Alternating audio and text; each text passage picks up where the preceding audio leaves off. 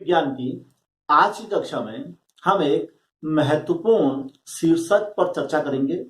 यह शीर्षक उत्तराखंड की 12वीं की परीक्षाओं में काफी बार पूछा जाता है। इस शीर्षक का नाम है लघु बीजाणु जनन, यानी कि माइक्रोस्पोरोजेनेसिस।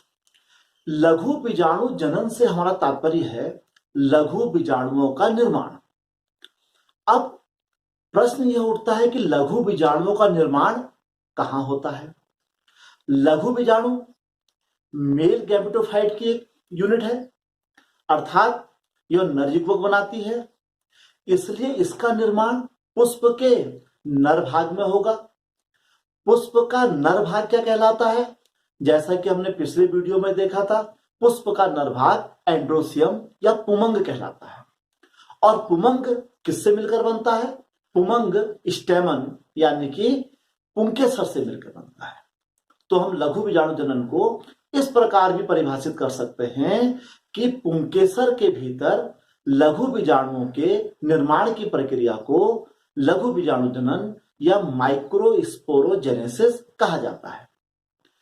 पुष्प का जो नर भाग होता है, जिसे स्टेमन या पुंकेसर कहते हैं, इसके हमने जैसा कि पूर्व के वीडियो में देखा था, इसके 3 भाग होते हैं।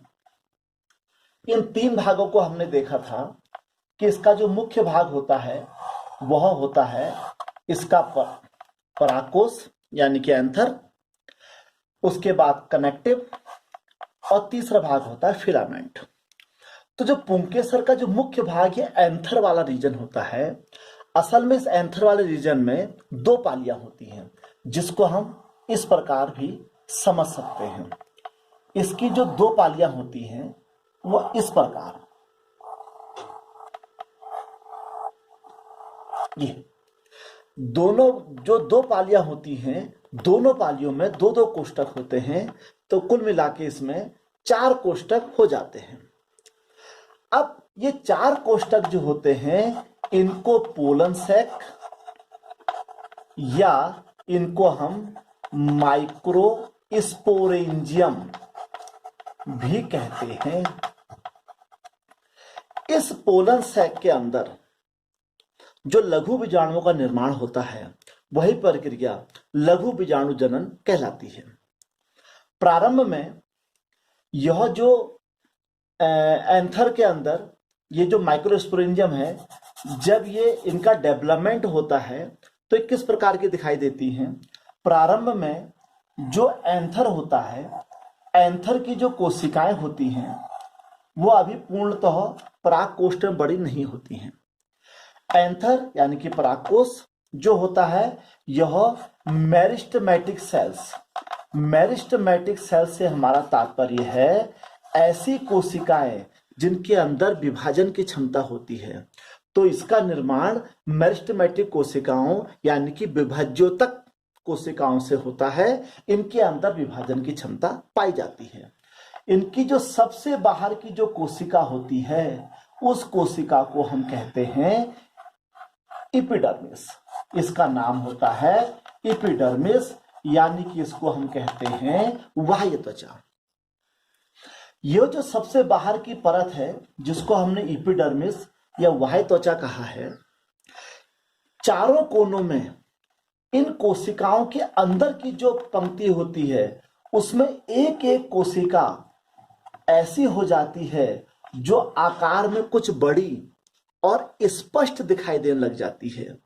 ये कोशिकाएं हाइपोडर्मल सेल से बनकर बनी होती हैं। इन चारों कोनों में जो ये बड़ी और स्पष्ट कोशिकाएं बनती हैं, इन कोशिकाओं को हम प्रप्रसु कोशिका या अर्चेस्पोरियम सेल कहते हैं। इनको अर्चेस्पोरियम सेल या प्रप्रसु कोशिका कहा जाता है। तो ये बड़ी और स्पष्ट होती हैं। अब हम आगे को इन चारों कोनों को एक साथ ना लेकर किसी एक कोने को हम लेकर चलते हैं, ताकि हम स्पष्ट रूप से इसको दिखा सकें। अब हम इससे आगे के उसमें देखते हैं। अब हम इसको और स्पष्ट रूप से देखते हैं। हमने देखा था इसमें कि जो सबसे बाहर की जो हमारी सतह थी, लेयर थी, इसको हमने एपिडर्मिस कहा था। एपिडर्मिस के अंदर हमने कहा था एक कोशिका बड़ी वो स्पष्ट हो जाती है, जिसको आर्चेस्पोरियल सेल कहा था। आर्चेस्पोरियम या आर्चेस्पोरियल सेल कहते हैं, हिंदी में इसको प्रप्रसु कोशिका कहते हैं। अब यह जो प्रप्रसु कोशिका होती है, इस प्रप्रसु कोशिका में एक पेरिक्लिनल डिवीजन हो जाता है। अब हमको पहले यह स्पष्ट करना बहुत जरूरी है कि पेरिक्लिनल या परिणत विभाजन किसे कहते हैं। इसको हम यहां पर समझ सकते हैं, जब किसी कोशिका में परिधि के समानांतर पैरेलल कोई डिवीजन होता है तो उसे पेरिक्लिनल या परिणत विभाजन कहा जाता है। वहीं जब इस कोशिका के 90 एंगल पर डिवीजन होता है तो उसको अपनत या एंटीक्लिनल डिवीजन कहा जाता है। तो पेरिक्लिनल मींस परिधि के समांतर, तो इस कोशिका में एक परिधि के समांतर एक डिवीजन हो जाता है, जिससे ये आर्चेस्पोरियल सेल अब दो कोशिकाओं में डिवाइड हो जाती है। यह जो बाहर की कोशिका है, इसका नाम अब हो जाता है प्राइमरी पैरेटल सेल।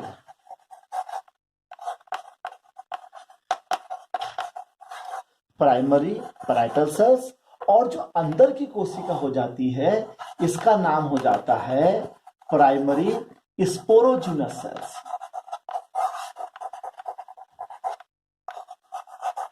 तो ये आर्चेस्पोरियल सेल दो भागों में डिवाइड हो गई। जो बाहर की ओर कोशिका हुई उसका नाम प्राइमरी पैरेटल सेल्स यानी कि प्राथमिक भित्तीय कोशिका, और जो अंदर की ओर कोशिका आई उसका नाम हो गया प्राइमरी स्पोरोजिनस सेल्स मींस प्राथमिक बीजाणुजनक कोशिका। अब इसमें से जो प्राइमरी पैरेटल सेल्स है, इस सेल्स को यदि हम यहां पर थोड़ा सा स्पष्ट रूप से और दिखा दें, इस प्राइमरी पैरेटल सेल्स को, अब इस प्राइमरी पैरेटल सेल्स के अंदर पेरिक्लिनल और एंटीक्लिनल अर्थात पैरेलल और राइट एंगल दोनों डिवीजन होंगे। अब ये कोशिका पहले दो भागों में पड़ जाएगी। जो इसकी बाहर वाली कोशिका होगी इसको एंडोथीसियम कहा जाएगा, एंडोथीसियम बाहर वाली कोशिका, और जो अंदर वाली कोशिका होगी यह बनाएगी हमारी मिडिल लेयर। अब हम दोबारा समझते हैं इसको। सबसे पहले आर्चेस्पोरियल सेल हुई, इस पे दो डिवीजन हुए, बाहर की कोशिका प्राइमरी पैरेटल सेल कहलाई और अंदर की स्पोरोजिनस सेल से कहलाई। पैरेटल सेल फिर दो भागों में डिवाइड हो गई, बाहर वाली सेल एंडोथीसियम और अंदर वाली सेल मिडिल लेयर। अब हम इसको अगले उसमें देखते हैं। जैसा कि हम इस चित्र में देख रहे हैं, बाहरी एपिडर्मिस, पैरेटल सेल दो भागों में डिवाइड हो गई, बाहर की ओर एंडोथीसियम, भीतर की ओर मिडिल लेयर और अंदर तो हमारी स्पोरोजिनस सेल थी।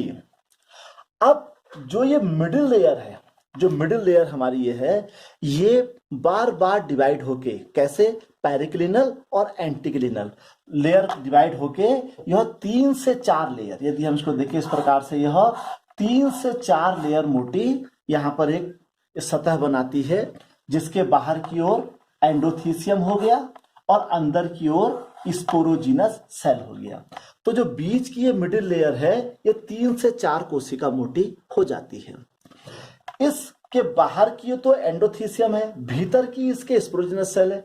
ये जो 3 से 4 लेयर मोटी जो ये हमारी सतह बन गई, इसके सबसे भीतरी परत जो होती है उसको हम कहते हैं टेपिटम। टेपिटम एक विशेष, यह परीक्षा में कई बार पूछा जाता है, टेपिटम पोषक स्तर है। पोषक स्तर में नॉरिशिंग स्तर है, क्योंकि जो ये बाहर से बीजाणुधानी के जो लेयर बन गई है, अब इसके अंदर जो लघु बीजाणु बनेंगे उनके पोषण का कार्य यह टेपिटम की लेयर करती है। इस प्रकार हमने देखा, जो बाहर की प्राइमरी पैरेटल सेल्स अर्थात प्राथमिक भित्ति कोशिका थी, उसने क्रमशः एंडोथीसियम, 3 से 4 सतह मोटी मिडिल लेयर और उस लेयर की सबसे अंदर की जो सतह थी टेपिटम अर्थात पोषक स्तर का निर्माण करा। अब हम चलते हैं अंदर की स्पोरोजिनस सेल्स में। जो स्पोरोजिनस सेल्स होती है भीतर की, उसमें कई प्रकार के डिवीजन होते हैं, अनियमित डिवीजन होते हैं, जिससे स्पोरोजीनस सेल का जो न्यूक्लियस होता है वो बहुत सारे छोटे छोटे न्यूक्लियस में बढ़ जाता है। इन छोटे छोटे न्यूक्लियस को हम कहते हैं माइक्रोस्पोर मदर सेल। इनका नाम है माइक्रोस्पोर मदर सेल्स, अर्थात इनको हम कहते हैं लघु बीजाणु मात्र कोशिकाएं, ठीक, जिनसे आगे को लघु बीजाणु का निर्माण होगा। अब हम इन सबको एक कंबाइंड चित्र के रूप में दिखा देते हैं। अब हम इन सब डायग्राम को मिक्स करके देखें तो इस प्रकार यह पराग कोश का चारों कोनों में इस प्रकार से 4 पोलन सैक या बीजाणु धनिया बन जाती हैं, जिसके बाहर की जो लेयर होती है वह लेयर होती है एपिडर्मिस की, यानी कि बाह्य त्वचा की। अंदर की 3 से 4 लेयर मोटी जो होती है वह होता है जो हमारा अंदर का ये 3 से 4 लेयर मोटा जो ये स्तर बना, इसे कहते हैं मिडिल लेयर। इसकी जो सबसे बाहर हो गया हमारा इस समय एंडोथीसियम, ये मिडिल लेयर हो गया। सबसे भीतरी परत मिडिल लेयर की इसे कहते हैं टेपिटम, और अंदर बहुत सारी बीजाणु मात्र कोशिकाएं बन जाती हैं जिनको माइक्रोस्पोर मदर सेल कहा जाता है।